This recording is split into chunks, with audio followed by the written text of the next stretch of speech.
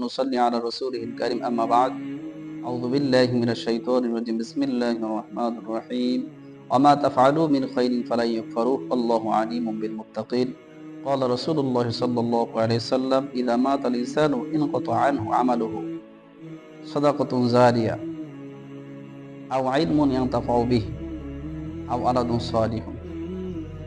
ولد صالح يدعو له ওয়াহু মুসলিম সাদাকাল্লাহুল আযীম। সম্মানিত দর্শক শ্রোতা ভাই এবং বোনেরা, আজকে যে বিষয়ে আলোচনা আপনাদের সামনে করব তা হলো মাতা পিতা মৃত্যুবরণ করার পরে সন্তানের কি হক রয়েছে, কি কাজ রয়েছে সন্তানের মাতা পিতার প্রতি। এক নাম্বার, মাতা পিতার প্রতি সন্তানের দায়িত্ব হলো যে মা বাবা যদি ইন্তেকাল করে তাদের যে ঋণ আছে এই ঋণগুলো পরিশোধ করে দেওয়া।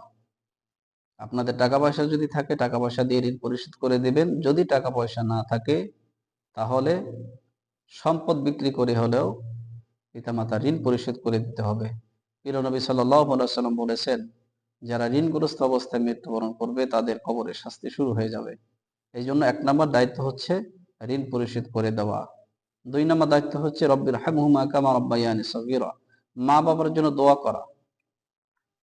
তিন নম্বর হচ্ছে সাদাকা করা, আল্লাহ রাস্তায় পিতামাতার জন্য সব কিছু রেখে গেছে মা বাবা, তাদের জন্য দান করা। এখন রাসূল সাল্লাল্লাহু আলাইহি ওয়াসাল্লাম বলছেন যে সাদকা, রাসূল সাল্লাল্লাহু আলাইহি ওয়াসাল্লাম হাদিসে বলছেন ইযা মাতাল ইনসানু ইনকাতা আনহু আমালুহু, যে মানুষ মৃত্যুবরণ করার পরে সমস্ত আমল বন্ধ হয়ে যায়। তিনটি আমল থাকে জারি, সাদকা জারি হিসেবে। এক নম্বরে সাদাকাতুন জারিয়া, অর্থাৎ এমন কোন দান যে দানের মাধ্যমে কোনো একটা মাদ্রাসা, মসজিদ, কালভার্ট, রাস্তা সুন্দর করে দিলেন, একটা মসজিদ করে দিলেন, একটা আপনার মানুষের ক্লিনিক করে দিলেন, মানুষের কল্যাণার্থে একটা টিউবওয়েল করে দিলেন, এগুলো সাদাকায়ে জারিয়া। অনেক গাছ রোপণ করে দিলেন, বা মাদ্রাসা যারা তলেবে ইলম আছে তাদেরকে সাহায্য করলেন, সাদাকায়ে জারিয়া। এর অনেক ব্যাখ্যা আছে। তো এরপরে এর প্রাসঙ্গিক আরেকটু কথা বলতেছি, সেটা হচ্ছে আমাদের দেশে আলেম ওলামাদেরকে ডাকে কোরআন খতম করায়, এরপরে যারা অসহায় অনাথ মানুষ আছে তাদেরকে খাবার খাওয়ায়। তো এটা অনেকেই বেদাত বলেন, কিন্তু এটা একটা ইসলামের অন্যতম একটা সুন্দর একটা আমল। রাসূল সাল্লাল্লাহু আলাইহি ওয়াসাল্লাম বলেছেন ইসলামে উত্তম দুইটি কাজ, একটা হচ্ছে সালাম দেওয়া, আর একটা হচ্ছে তুতিমা, মানুষকে খাদ্য খাওয়ানো। এটা ইসলামের উত্তম দুইটি কাজ, সালাম দেওয়া, খাদ্য খাওয়ানো। নির্দিষ্ট না করে যার সামর্থ্যবান আছে, অসহায় দরিদ্র ফকির মিসকিনকে সাদকা হিসেবে তাদেরকে যদি আমরা খাওয়াই, আলেমদেরকে আমরা যদি রেখে দোয়া করি, এটা কখনো বিদআত হবে না, এটা উত্তম কাজ হবে ইসলামের। এই নিয়ে যারা লামাযহাবী তারা বিভিন্ন রকমের উদ্ভট কথাবার্তা বলে। আল্লাহ তাআলা তাদের থেকে আমাদের এই সঠিক সহি সমাজ দান করেন, সঠিক বুঝ দান করেন। দুই নাম্বার হচ্ছে আওয়ালাদুন সালিহ আও ইলমুন ইয়ানতাফাউ বিহি, এমন উপকারী এলেম জ্ঞান, আপনি কোরআন নিজে শিক্ষা করছেন আর একজনকে শিখিয়ে গিয়েছেন, আপনার ছাত্ররা যে কোরআন পড়বে ওই কোরআন পড়ার সওয়াব আপনি পাবেন। হাদিস পড়িয়েছেন, ভালো যে কোনো কাজ করে গেছেন, হ্যাঁ, এমন উপকারী আইন, আপনার মৃত্যুর পরে এই সওয়াবগুলো সাদকায়ে জারি হিসেবে যাবে।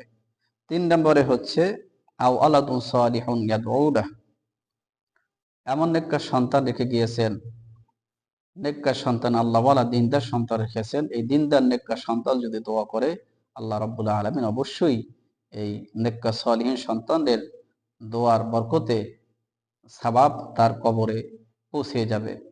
নেককার সন্তানকে কোরআন শিখিয়েছে, হাদিস শিখিয়েছে, ভালো আমল আখলাক শিখিয়েছে, নেক এক নম্বরে মুমিন সালিহিন নেককার সন্তান যদি রেখে যায়, এরা দোয়া করলে আল্লাহ তাআলা এর উসিলায় সন্তানের দোয়া আল্লাহ কবুল করেন। মাতা পিতার যে দোয়া যেভাবে কবুল করেন আল্লাহ শিখিয়ে দিয়েছে, রব্বির হামহুমা কামা রাব্বায়ানি সগীরা, তোমার মা বাবার জন্য তুমি দোয়া করবে। হ্যাঁ আমার রব আল্লাহ, শিশু অবস্থায় ছোটবেলায় যেভাবে আমাদেরকে লালন পালন করেছে, তোমার রহমতের পরে তুমি তাদেরকে লালন পালন করো, তুমি তাদেরকে ক্ষমা করো। এই জন্য সন্তানের দায়িত্ব হচ্ছে মাতা পিতার জন্য দোয়া করা।